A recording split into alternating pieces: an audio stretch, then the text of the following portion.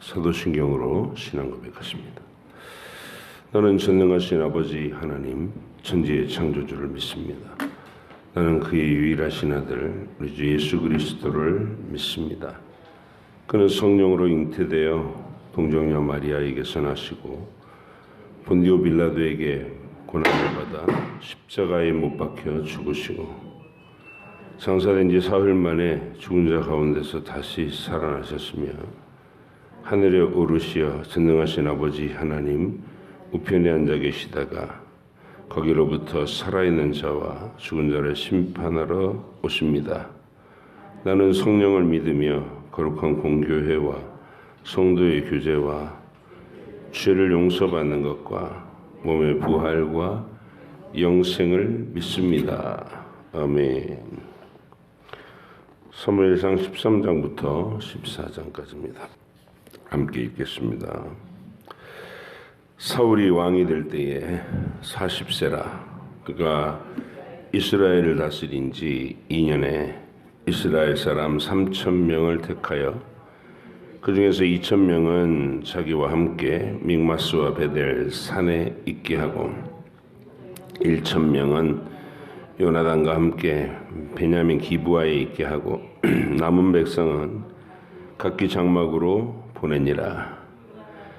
요나단이 게바에 있는 블레셋 사람의 수비대를 치매 블레셋 사람이 이를 들은지라 사울이 온 땅에 나팔을 불어 이르되 히브리 사람들은 들으라 하니 온 이스라엘이 사울이 블레셋 사람들의 수비대를 친 것과 이스라엘이 블레셋 사람들의 미움을 받게 되었다 함을 듣고 그 백성이 길갈로 모여 사울을 따르니라. 블레셋 사람들이 이스라엘과 싸우려고 모였는데 병거가 3만이요 마병이 6천이요 백성은 해변에 모래같이 많더라. 그들이 올라와 베다웬 동쪽 믹마스에 진침해 이스라엘 사람들이 위급함을 보고 절박하여 굴과 수풀과 바위 틈과 은밀한 곳과 웅덩이에 숨으며 어떤 히브리 사람들은 요단을 건너 갓과 길르앗 땅으로 가되 사울은 아직 길갈에 있고 그를 따른 모든 백성은 떨더라. 사울은 사무엘이 정한 기한대로 이레 동안을 기다렸으나 사무엘이 길갈로 오지 아니하매 백성이 사울에게서 흩어지는지라. 사울이 이르되 번제와 화목제물을 이리로 가져오라 하여 번제를 드렸더니 번제 드리기를 마치자 사무엘이 온지라. 사울이 나가 맞으며 문안하매 사무엘이 이르되 왕이 행하신 것이 무엇이냐 하니 사울이 이르되 백성은 내게서 흩어지고 당신은 정한 날 안에 오지 아니하고 블레셋 사람은 믹마스에 모였음을 내가 보았으므로 이에 내가 이르기를 블레셋 사람들이 나를 치러 길갈로 내려오겠거늘 내가 여호와께 은혜를 간구하지 못하였다 하고 부득이하게 번제를 드렸나이다 하니라. 사무엘이 사울에게 이르되 왕이 망령되이 행하였도다. 왕이 왕의 하나님 여호와께서 왕에게 내리신 명령을 지키지 아니하였도다. 그리하였더라면 여호와께서 이스라엘 위에 왕의 나라를 영원히 세우셨을 것이거늘 지금은 왕의 나라가 길지 못할 것이라. 여호와께서 왕에게 명령하신 바를 왕이 지키지 아니하였으므로 여호와께서 그의 마음에 맞는 사람을 구하여 여호와께서 그를 그의 백성의 지도자로 삼으셨느니라 하고 사무엘이 일어나 길갈에서 떠나 베냐민 기브아로 올라가니라. 사울이 자기와 함께한 백성의 수를 세어보니 600명 가량이라. 사울과 그의 아들 요나단과 그들과 함께한 백성은 베냐민 게바에 있고 블레셋 사람들은 믹마스에 진쳤더니 노략군들이 세대로 블레셋 사람들의 진영에서 나와서 한 대는 오브라기를 따라서 수알 땅에 이르렀고, 한 대는 베토론 길로 행하였고, 한 대는 광야 쪽으로 스보임 곧 골짜기가 내려다 보이는 지역길로 향하였더라. 그때 이스라엘 온 땅에 철공이 없었으니 이는 블레셋 사람들이 말하기를 히브리 사람이 칼이나 창을 만들까 두렵다 하였습니다. 온 이스라엘 사람들이 각기 보습이나 삽이나 도끼나 괭이를 벼리려면 블레셋 사람들에게로 내려갔었는데, 곧 그들이 괭이나 삽이나 쇠스랑이나 도끼나 쇠채찍이 무딜 때에 그리하였으므로 싸우는 날에 사울과 요나단과 함께한 백성의 손에는 칼이나 창이 없고 오직 사울과 그의 아들 요나단에게만 있었더라. 블레셋 사람들의 부대가 나와서 믹마스 어기에 이르렀더라. 하루는 사울의 아들 요나단이 자기의 무기든 소년에게 이르되 우리가 건너편 블레셋 사람들의 부대로 건너가자 하고 그의 아버지에게는 아뢰지 아니하였더라. 사울이 기브와 변들이 미그론에 있는 석류나무 아래에 머물렀고 함께한 백성은 600명 가량이며 아히야는 에봇을 입고 거기 있었으니 그는 이가봇의 형제 아히두의 아들이요 비느하스의 손자요 실로에서 여호와의 제사장이 되었던 엘리의 증손이었더라. 백성은 요나단이 간 줄을 알지 못하니라. 요나단이 블레셋 사람에게로 건너가려 하는 어기 사이 이쪽에는 험한 바위가 있고 저쪽에도 험한 바위가 있는데 하나의 이름은 보세스요 하나의 이름은 세네라. 한 바위는 북쪽에서 믹마스 앞에 일어섰고 하나는 남쪽에서 게바 앞에 일어섰더라. 요나단이 자기의 무기를 든 소년에게 이르되 우리가 이 할례 받지 않은 자들에게로 건너가자. 여호와께서 우리를 위하여 일하실까 하노라. 여호와의 구원은 사람이 많고 적음에 달리지 아니하였느니라. 무기를 든 자가 그에게 이르되 당신의 마음에 있는 대로 다 행하여 앞서 가소서. 내가 당신과 마음을 같이 하여 따르리이다. 요나단이 이르되 보라 우리가 그 사람에게로 건너가서 그들에게 보이리니 그들이 만일 우리에게 이르기를 우리가 너희에게로 가기를 기다리라 하면 우리는 우리가 있는 곳에 가만히 있어서 그들에게로 올라가지 말 것이요 그들이 만일 말하기를 우리에게로 올라오라 하면 우리가 올라갈 것은 여호와께서 그들을 우리 손에 넘기셨음이니 이것이 우리에게 표징이 되리라 하고 둘이 다 블레셋 사람에게 보임에 블레셋 사람이 이르되 보라 히브리 사람이 그들이 숨었던 구멍에서 나온다 하고 그 부대 사람들이 요나단과 그의 무기를 든 자에게 이르되 우리에게로 올라오라. 너에게 보여줄 것이 있느니라 한지라. 요나단이 자기의 무기를 든 자에게 이르되 나를 따라 올라오라. 여호와께서 그들을 여호와의 이스라엘의 손에 넘기셨느니라 하고 요나단이 손발로 기어 올라갔고 그 무기를 든 자도 따랐더라. 블레셋 사람들이 요나단 앞에서 엎드러짐에 무기를 든 자가 따라가며 죽였으니 요나단과 그 무기를 든 자가 반나절 가리 길 땅 안에서 처음으로 쳐 죽인 자가 20명 가량이라. 들에 있는 진영과 모든 백성들이 공포에 떨었고 부대와 노략군들도 떨었으며 땅도 진동하였으니 이는 큰 떨림이었더라. 베냐민 기브아에 있는 사울의 파수꾼이 바라본즉 허다한 블레셋 사람들이 무너져 이리저리 흩어지더라. 사울이 자기와 함께한 백성에게 이르되 우리에게서 누가 나갔는지 점호하여 보라 하여 점호한즉 요나단과 그의 무기를 든 자가 없어졌더라. 사울이 아히야에게 이르되 하나님의 궤를 이리로 가져오라 하니 그때에 하나님의 궤가 이스라엘 자손과 함께 있음이니라. 사울이 제사장에게 말할 때에 블레셋 사람들의 진영에 소동이 점점 더한지라. 사울이 제사장에게 이르되 네 손을 거두라 하고 사울과 그와 함께한 모든 백성이 모여 전장에 가서 본즉 블레셋 사람들이 각각 칼로 자기의 동무들을 침으로 크게 혼란하였더라.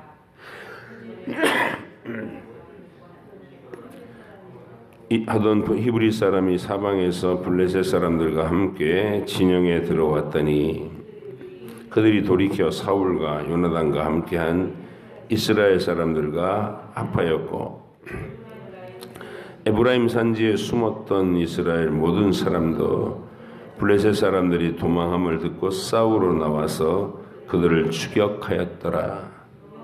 여호와께서 그날에 이스라엘을 구원하심으로 전쟁이 벳아웬을 지나니라. 이날에 이스라엘 백성들이 피곤하였으니 이는 사울이 백성에게 맹세시켜 경계하여 이르기를 저녁곧 내가 내 원수에게 보복하는 때까지 아무 음식물이든지 먹는 사람은 저주를 받을지어다 하였습니다. 그러므로 모든 백성이 음식물을 맛보지 못하고 그들이 다 수풀에 들어간즉 땅에 꿀이 있더라.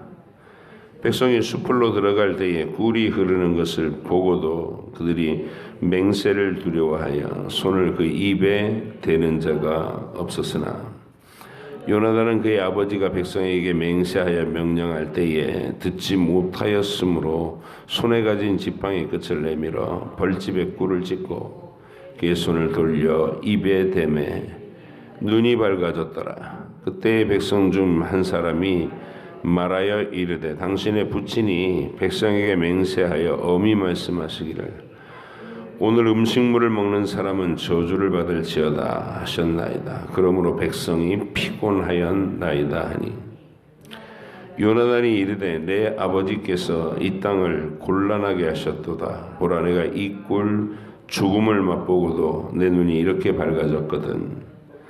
하물며 백성이 오늘 그 대적에게서 탈취하여 얻은 것을 임의로 먹었더라면 블레셋 사람을 살육함이 더욱 많지 아니하였겠느냐.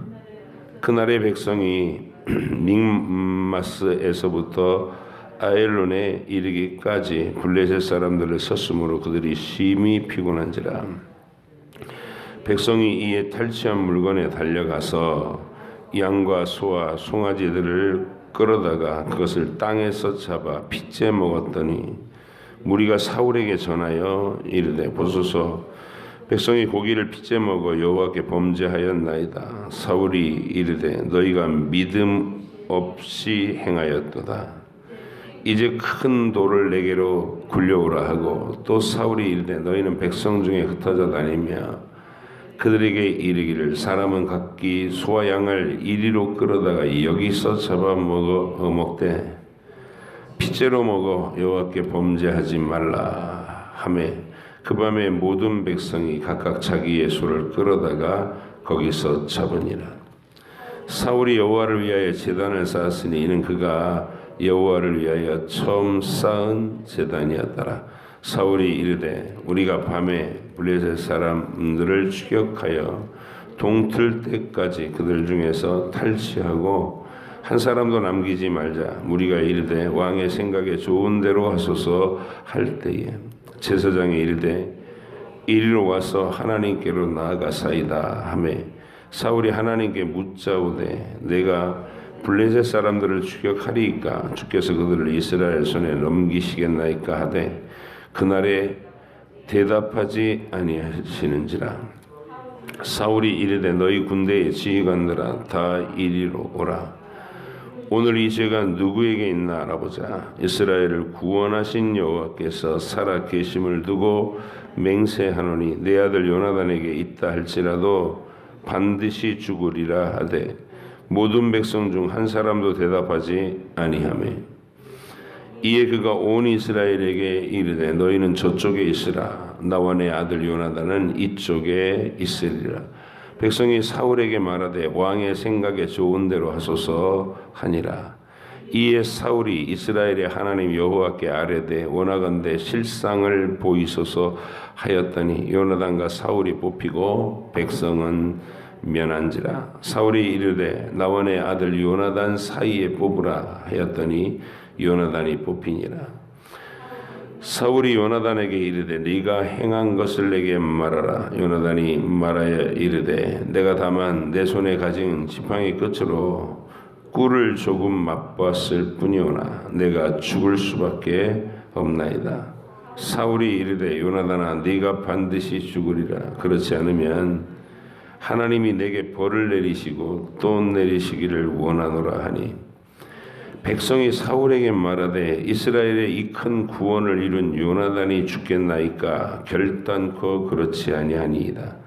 여호와의 살아 계심을 두고 맹세하옵나니 그의 머리털 하나도 땅에 떨어지지 아니할 것은 그가 오늘 하나님과 동역하였음이니이다 하여 백성이 요나단을 구원하여 죽지 않게 하니라.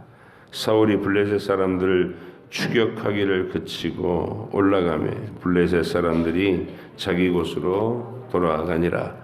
사울이 이스라엘 왕이 오른 후에 사방에 있는 모든 대적 곧 모압과 암몬 자손과 에돔과 소바의 왕들과 블레셋 사람들을 쳤는데 향하는 곳마다 이겼고 용감하게 아말렉 사람들을 치고 이스라엘을 그 약탈하는 자들의 손에서 건졌더라. 사울의 아들은 요나단과 이스비와 말기수하여 그의 두 딸의 이름은 이러하니 맏딸의 이름은 메라비요 작은 딸의 이름은 미갈이며 사울의 아내의 이름은 아히노아미니 아히마하스의 딸이요 그의 군사령관의 이름은 아브넬이니 사울의 숙부 넬의 아들이며 사울의 아버지는 기스요 아브넬의 아버지는 넬이니 아비엘의 아들이었더라. 사울이 사는 날 동안에 블레셋 사람과 큰 싸움이 있었으므로 사울이 힘센 사람이나 용감한 사람을 보면 그들을 불러 모았더라. 아멘. 기도하겠습니다. 하나님 아버지, 오늘도 하나님 나라 역사에 우리가 말씀을 통해 참여하게 하시니 감사합니다. 백성들의 안목에 그 원했던 왕을 하나님이 노여움으로 허락하시고 세우셔서 그의 통치 아래 있는 대가를 치르게 하시고 그 혼란한 시대를 또 하나님이 택한 소년 다윗을 등장시키셔서 비교하게 하시고 백성들이 친히 느껴보게 하시는 하나님의 방식을 우리가 잘 깊이 묵상하게 하시고 우리의 인생에서도 죄악의 고집을 하나님 앞에서 관철시키기 위해 버티는 어리석은 모습이 우리에게 없도록 주께서 늘 겸손하게 하시고 순종하게 하시고 결단하여 하나님과 동행할 수 있는 저희들이 되게 해 주시옵소서. 오늘도 읽은 이 말씀을 우리가 잘 새겨서 하나님의 뜻을 깨닫는 지혜가 우리 안에 있게 하여 주옵소서. 감사드리며 예수님의 이름으로 기도하옵나이다. 아멘. 이 사울 임금이 세워져서 그의 그 무지하고 이렇게 편향되고 왜곡되어 있는 신앙이 드러나는 장면이 오늘 이 읽은 본문에서 잘 나타납니다. 그럼에도 불구하고 믿음이 있는 채를 한다는 게 문제예요. 믿음이 있는 채 하고 그리고 엉뚱한 방식으로 그 믿음을 풀이해서 백성들을 굉장히 곤란하게 만들고 죽게 만들고 이게 이스라엘의 왕이 돼가지고 백성들을 죽을 길로 인도하는 그런 모습이 오늘 이렇게 여실히 드러나고 근데 그 가운데서도 이제 사울의 장남인 요나단 왕자가 또 어떤 믿음을 가지고 하나님 앞에서 신실하게 서 있는 사람인지가 얼핏 보여지는 장면입니다. 그래서 우리가 사울이 등장하는 내용과 그가 통치하는 기간을 이렇게 잘 눈여겨 읽어보면 택하심을 입지 못하고 하나님의 믿음을 선물로 이렇게 받지 못한 사람들의 가장 보편적인 모습, 죄성 가운데서 하나님의 거듭나게 하심과 인도하심과 또 말씀의 지도와 이런 것들이 도무지 스며들어가지 않는 망령된 영혼들이 있다. 이제 우리가 흔히 그 부분을 하나님께서 이 구원 역사에서 예표로 세운 사람이 에서입니다. 에서와 야곱. 동일한 조건 속에서 어머니 태에 잉태된 쌍둥이 아들이라는 거예요. 근데 그들이 선과 악을 행하기 전에 어머니 태중에 있을 때에 하나님께서 선언하시기를 내가 에서는 미워하고 야곱은 사랑한다. 야곱을 택했다 이런 말이죠. 그 택하심이 태어나서 나타나는 양상을 보니까 외적으로 우리가 이제 윤리적인 기준으로 하나님과 관계없이 인간의 도덕, 인간의 윤리, 사회적 통념 이런 관점으로 이렇게 접근해서 판단의 잣대를 내 눈을 가지고 보면 얼핏 보기에는 야곱보다 에서가 훨씬 더 훌륭해 보인다는 것이죠. 그래서 이삭이 어두운 눈이 야곱보다 에서를 편애했다는 사실을 우리가 이렇게 조심스럽게 바라봐야 되는 거예요. 아, 이삭은 바보였구나. 그게 아니에요. 이삭이 바보가 아니었잖아요. 그가 아브라함과 함께 그 모리아산 위에서 순종함으로 자기를 향해 칼을 집어드는 아버지를 향해서 절규하거나 반항하거나 그러지 않았던 것을 보면 이삭이 하나님께 대한 신뢰와 믿음이 없었던 사람이 아닌데 그가 평생 속을 만큼 그 분별이라는 것이 쉽지 않았다는 거예요. 야곱과 에서의 모습이 말입니다. 에서는 남자다웠고 일단 장자였고 물리적으로 실질적으로 먼저 태어난 장자였고 그리고 굉장히 씩씩했고 아버지 자신에게 뭐 거역하는 아들이 아니라 늘 순종하고 사냥해 오면 그걸 또 요리까지 해가지고 아버지랑 이렇게 나누고 하는 것을 즐거워하던 뭐 우리가 인간적으로 생각해 볼 때 그런 아들이 있으면 든든하지 않았겠어요? 이쁘고 든든했겠죠. 근데 문제는 그 속에 하나님의 언약에 대한 가치를 전혀 느끼지 않고 갈망도 없더라. 보이지 않는 가치, 아브라함 가문의 약속에 대한 감각이 없는 채로 그냥 사람만 좋은 거예요. 사나이답고. 근데 이제 야곱은 아마 아버지 이삭이 바라보기에 이런 게 있었던 것 같아요. 애가 잔꾀가 많으니까 눈만 또록또록 굴리는 거. 이게 남자들이 그런 거를 싫어할 수 있잖아요. 자기 앞에 와갖고 이게 딱 얘기를 시켜보면 이게 막 잔머리 굴리고 그렇게 애가 어려서부터 자기 편의로 거짓말을 이렇게 하는 모습들 이런 것들이 눈에 보였을 수 있습니다. 도덕적으로 그 사람의 어떤 가치관으로 접근해 보면은 아, 얘는 참 될성 부른 애가 아니다, 이렇게 섣부른 판단을 할 수도 있었을. 그러니까 장자로 태어나지 못한 것에 대해서 아주 발을 동동 구르면서 억울해하고 분해하는 모습이 역력한 사람, 야곱입니다. 그래서 형 에서를 속여서라도 그 명분을 뺏고 싶어하는 욕심까지 보이고.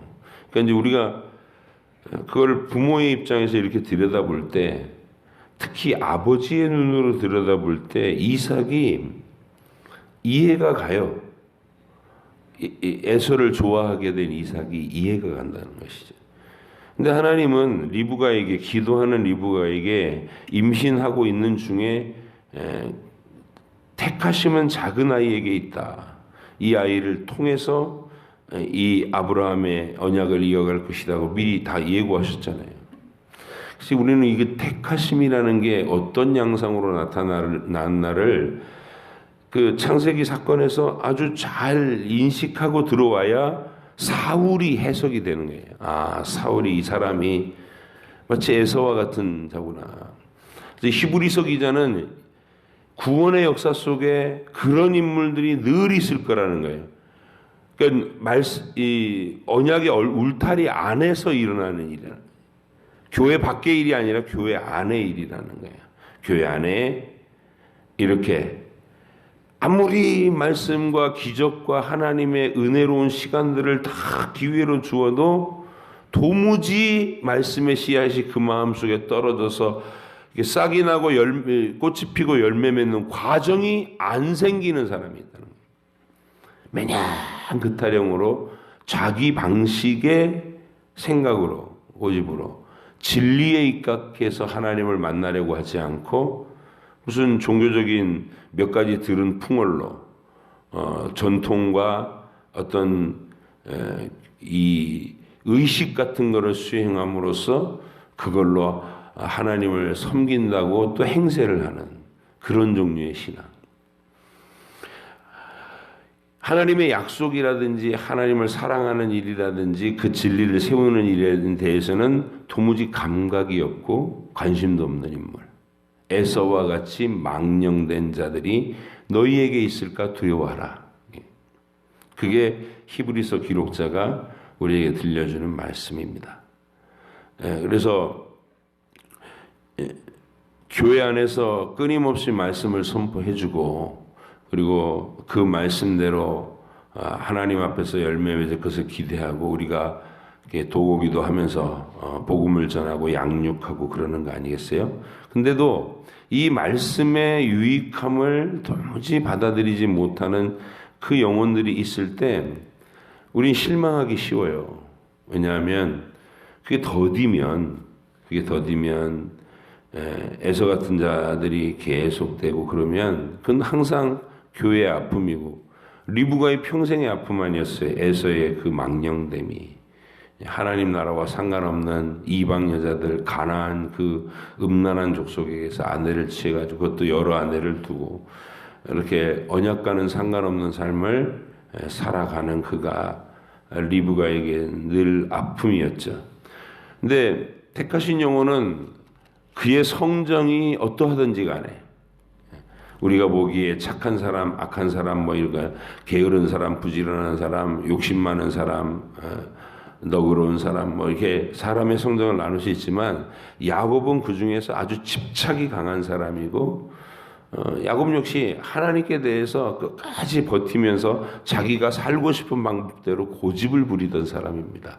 그런데 택하심에 임했다는 얘기는 그 야곱을 하나님이 끊임없이 따라다니시면서 계속해서 하나님의 뜻을 계시하시고 압박하시고 재촉하시고 다루시고 훈련하시고 삶에서 보호하시면서 계속 또 목을 졸라갖고 베델로 올라가자 이렇게 압박하시는.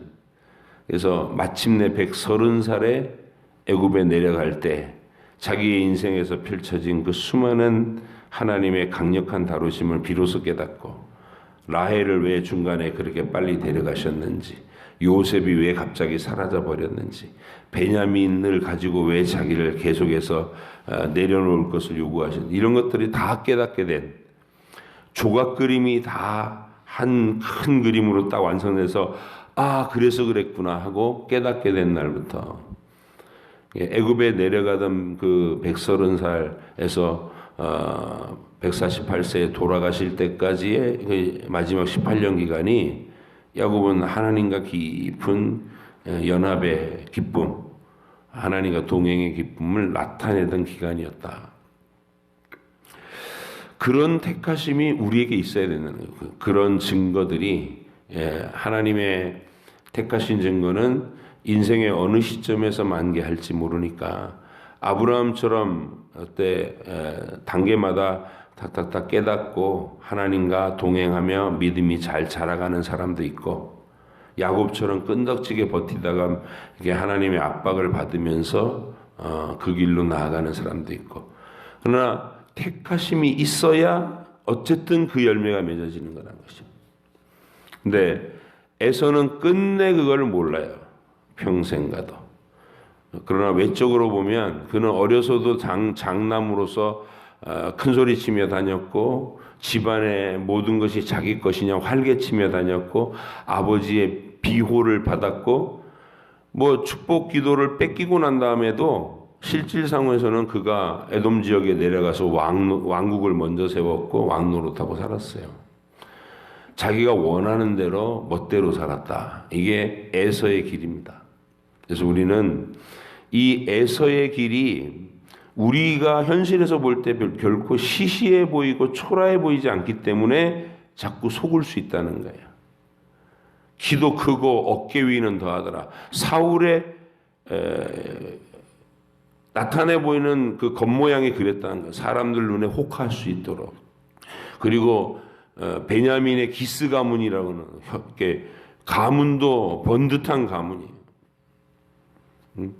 청년 시절이었을 때 아버지의 잃어버린 암나귀를 찾아서 막 종을 데리고 며칠을 그냥 막 다니면서 그 나귀를 찾으려 하는 열심을 볼 때 뭐 아주 효성스럽기까지 하고, 여러모로 우리가 바라볼 때 에서처럼 겉모양이 번듯했단 말이에요. 사울이. 그리고 하나님이 백성들이 왕을 달라라고 얘기할 때 자기들 입맛에 맞는 왕을 막 기대하고 하나님의 진리를 묵상하지 아니한 그 시점에서 너희가 원하는 왕 한번 가져봐라 하고 주신 왕, 노여움으로 응답한 왕이 사울이라고 합니다.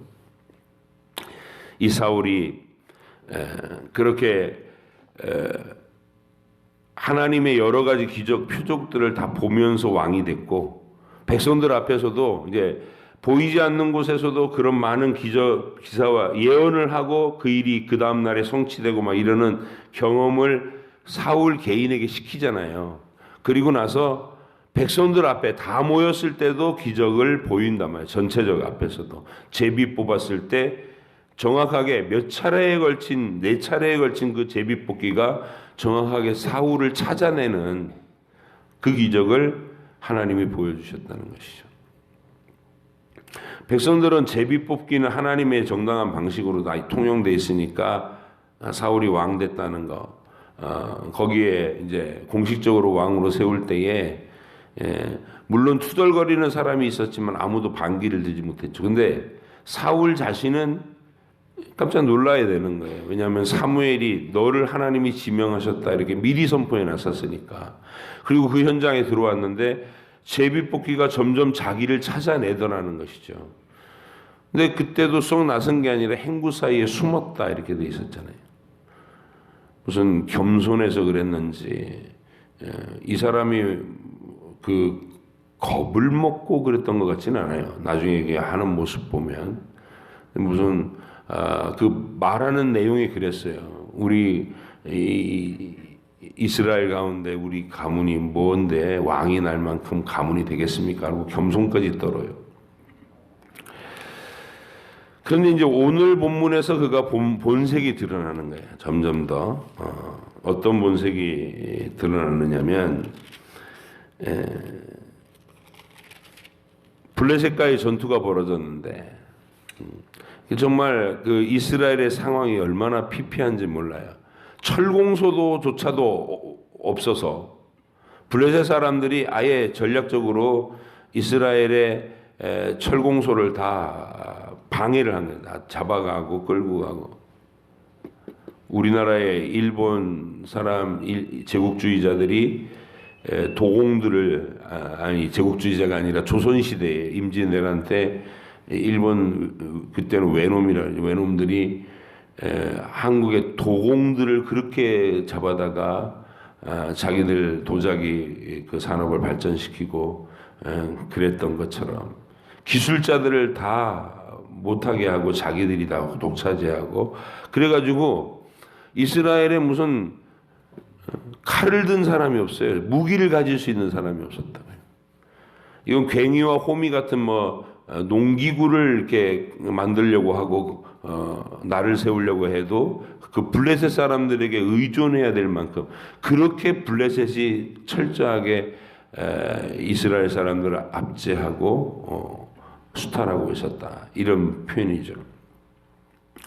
몽둥이 들고 나가고 싸우겠다 그러고 사울하고 요나단만 겨우 칼 하나 들고 있고 이런 열악한 때에 그래도 전쟁을 하겠다고 이제 왕이 됐으니까 3,000명 가량 정규군을 모아가지고 2,000명은 자기와 함께 있게 하고 1,000명은 요나단에게 수비대로 이렇게 줘서 이제 겨우 3,000명 가량의 정예 군대가 생긴 거예요. 이 왕국의 초기에. 그래서 우리가 이 블레셋 사람들과 한번 싸워보자 하고 모였는데 기드온 때도 그랬던 것처럼 이스라엘 백성들이 나팔을 불어서 왕이 모이라고 하니까 이제 모이긴 모였는데 전부 다 사기가 땅에 떨어져 있어요. 덜덜덜 떨면서. 그래서 이제 모아놓고 사무엘이 오기로 한 날을 기다리고 있는데 예배드리고 나서 용기를 가지고 싸우려고. 근데 사무엘이 약속 시간에 길이 안 오는 거예요. 그래서 이 사울이 한 짓이 자기가 아예 제사를 집내버리는 망령된 행위를 또 합니다. 하나님의 제사가 어떤 것인지도 모르고 언약이 어떤 것인지도 모르고 왜 하나님이 제사장과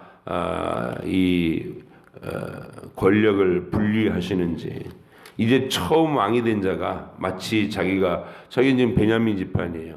근데 레위 지파 제사장인 것 마냥 속 나서 갖고 제사를 올리는데 그 번제와 화목제물을 올리는데 나중에 변명을 하는데 이유를 들어보니까 뭐라 그래요? 당신은 오지 않고 백성들은 막 흩어지는데 이거 뭔가 예배를 번듯하게 드려야 백성들이 하나님께 복도 받는 것 같고 용기도 얻어가지고 싸울 힘이 나지 않겠냐. 그래서 그랬다. 이러면서 또 핑계를 대요. 하나님의 법도에 대해서 무지하다는 걸 그렇게 드러나는 겁니다. 그러면서도 그것을 사무엘이 책망을 할 때 아이고 내가 잘못했습니다. 하나님 앞에서 큰 죄를 범했습니다 하고 엎드리는 게 아니라 오히려 뻔뻔하게 아니 그렇게 해야 되는 거 아니야. 약속을 어긴 건 당신이잖아. 이러면서 자기의 합리화를 행위를 정당화하는 그 합리화를 하는 그 과정에서 이제 사무엘이 1차 심각한 경고를 하죠. 왕이 믿음으로 하나님 앞에 순종하였더라면 왕의 날이 길었을 텐데 왕은 진리에 무지하고 하나님에 대해서 정말로 언약에 대해서 무지한 사람이구려. 당신의 날이 길지 못할 것이요. 이런 예언을 받았어요. 그러고서 이제 찜찜한 채로 이제 이 전쟁에 임했는데 요나단 왕자의 또 모습은 판이하게 달라요. 요나단 왕자는 그 전쟁을 수행할 때 그 판결의 어떤 하나님의 응답을 자기 마음속에 정하고 그 블레셋 사람들의 몸을 나타냈는데 거기 섰어라 우리가 내려간다 그러면 싸우지 말라는 뜻이고 야 너네들 올라와 이러면 하나님이 싸우라는 뜻이죠. 하나님이 도우신다는 표적으로 알겠습니다 하고 이제 해본 거예요. 이걸 우리가 흔히 진리 실험이라고 그러죠. 하나님이 어떻게 하시나 우리 마음속에 그런 기도하고 하나님의 뜻을 찾아갈 때에 많이 사용하는 방법 중 하나예요. 하나님 이런 표적이 일어나면 내가 하나님의 뜻인 줄 알고 순종하겠습니다. 그래서 요나단이 한번 생각해 보세요. 적군이 훨씬 우세해요. 뭘 봐도 우세하고 무기나 군대나 다 우세하고 자기들은 초라한 군대일 뿐인데 자기들이 이게 나타났을 때 계속 거라 그럼 우리가 내려간다고 뭐 추격해 오면 그들의 사기가 충만하다는 얘기겠죠. 자신감도 있고. 근데 이것들이 자기들이 숫자도 많고 뭐 무기도 우세한데 성곽에 숨어가지고 우리한테 올라와 이놈들아 하고 큰 소리만 치고 있어. 그러면 하나님이 저것들을 우리한테 주셨구나 하고 믿음의 사인으로 본다는 거예요. 요나단이. 그리고 진짜로 올라갔더니 요나단은 막 기어서 성벽 올라가가지고 나타났을 뿐인데 그 앞에서 막 군인들이 쓰러지더라는 거예요. 하나님께서 함께 하신 증거가 바로 나타났어요. 이게 기조가 돼서 시작이 돼가지고 대승리의 전쟁이 벌어지기 시작합니다. 이스라엘을 열악한 환경에 요나단의 믿음이 기폭제가 돼가지고 그날 막 블레셋 사람들은 쫓겨가고 이스라엘 백성은 추격해서 승리를 하는 과정이었다는 거. 근데 그 자리에서 사울이 어떤 망발을 하느냐. 모양새는 믿음 있는 척하면서 이렇게 내용을 들여다보면 한숨이 나는 짓을 하더라. 아니 하나님의 전쟁을 수행하는 용사들한테 금식을 시킨 거예요. 오늘 블레셋 사람들을 다 무찌르기 전까지 밥을 먹는 자는 저주를 받을지어다 이래버린 거예요. 그게 무슨 짓이냐고. 그러니까 이 사람의 마음속에는 금식을 하고 자기 고행을 하고 그러면 신이 기뻐하신다 이런 아주 이상한 형태의 종교 그 관념을 갖고 있었던 거예요. 하나님을 모르는 무지함이 드러난 겁니다. 근데 요나단은 그 맹세를 못 들었다는 거예요. 또 백성들이 무서워서 전쟁을 하면서 그것도 막 적군을 추격하면서 하루 종일 쫄쫄 굶은 채로 했어야 되는 거예요. 요나단은 그 맹세를 못 들고 꿀을 먹었다는 것이죠. 그리고 이제 저녁이 되니까 백성들이 눈이 뒤집혀 갖고 막 소를 잡아 갖고 핏째 먹고 이러는 부작용이 일어났죠. 맨 나중에 가서 이제 하나님 앞에 뭐 이렇게 판결을 묻는데 물었더니 대답을 안 하시더라. 그래서 이제 하나님이 이 상황을 드러내시려고 한 거예요. 제비뽑기를 했더니 백성에게 책임이 있나 사울 가문의 책임이 있나 뽑았더니 이쪽이에요. 사울 가문. 그러면 사울 자신하고 아들하고 누구에게서 이 지금 상황이 전개됐나고요. 그랬더니 요나단이 지목됐어요. 맹세의 저주의 맹세를 어겼기 때문에 이런 일이 있은 것이다 하고 드러나게 됐어요. 그랬더니 또 이번에는 요나단을 죽이래요. 실제로 자기가 지금 우리가 이게 객관적으로 들여다보는 자리에서는 죽을 만큼 어리석은 짓을 하고 있는 사람은 사울이에요. 근데 자기는 지금 옳은 일을 하고 있다고 생각하고 길길이 날뛰면서 네가 맹세의 저주의 맹세를 어겼으니까 너를 죽일 것이다 하고 아들을 죽이겠대 또. 그거를 백성들이 다 나서 가지고 막아서 요나단의 생명을 보호하는 이야기가 오늘 얘기입니다. 여러분 교회 안에서 망령된 자가 있다는 거, 에서와 같이 망령된 자가 있다는 거, 이게 얼마나 고통스러운 일인지. 모든 문제가 그런 사람들에게 있는 거예요. 진리에 도달하지 않는 이 무지한 눈, 그리고 그냥 교회 생활에서의 그 달고 다른 리더십으로 나서가지고 자기가 자기 안목으로 일하려는 사람들, 이게 언제나 문제가 되는 거예요. 언제나. 광야에서도 가데스바네아에서 이게 무슨 구원이냐, 애굽으로 돌아가자 하고 했던 그 무리가 바로 그런 선동하는 무리들. 그리고 나중에 다윗의 시대에 압살롬을 도와서 반역을 일으킨 아히도벨 같은 사람들, 권력을 가지고 하나님의 진리와는 무관하게 나서가지고 막 휘둘러대는 사람들, 이게 전부 언약에 대해서 무지하고 믿음이 뭔지도 모르는 이 택하심을 입지 못한 망령된 자들의 비극적인 모습이다. 우리는 사울 왕에게서 그 모습을 여실히 보며, 그러면 이런 이야기를 읽으면서 우리는 뭘 생각해야 될 것인가? 내 안에 택하심에 대한 감사가 더 충만해져야 되는 거예요. 그리고 하나님의 택하신 사람들의 특징, 요나단의 믿음, 그리고 뒤에 등장하는 다윗이 어떤 믿음으로 하나님을 신뢰하는 모습을 보이는지를 보면서 나와 같은지, 나도 그와 같은지를 점검하고 내 구원에 대한 확신과 감사가 우리 속에 있기를 원합니다. 오늘 아까 읽어가는 중에 법궤가 사울에게 있었다는데 그때 법궤 없었어요. 이건 법궤가 아니라 에봇을 말하는 거예요. 제사장의 에봇을. 학자들이 그렇게 얘기해요. 왜냐하면 법궤는 사울의 지금 이미 블레셋에 뺏겼다가 돌아와서 아비나담의 집에 방치돼 있고 사울 40년 동안 안 찾았어요. 그리고 다윗이 왕이 된 다음에 겨우 찾아낸 게 법궤이기 때문에 아까 읽는 도중에 사울이 제사장이 법궤를 갖고 있었더라. 아니고 법궤가 아니고 에봇이었다. 그래서 하나님 여호와 앞에 물을 때 그렇게 임시적인 방편으로 묻고 있었다. 이건 참고사항으로 보시고, 제일 중요한 것은 사울 속에 있는 불신앙이 어떤 양상으로 나타났는가. 믿음 있는 체 하면서 오히려 백성들을 도탄에 빠뜨리는 모습으로 드러났다는 것. 우리 안에 그런 망령된 모습이 있는지 늘 돌아보며 참 믿음이 내 속에와 내 자녀에게서 싹트고 열매 맺기를 위해 간절하게 늘 기도하는 저 여러분 되기를 바랍니다. 기도하겠습니다. 하나님 아버지 감사합니다.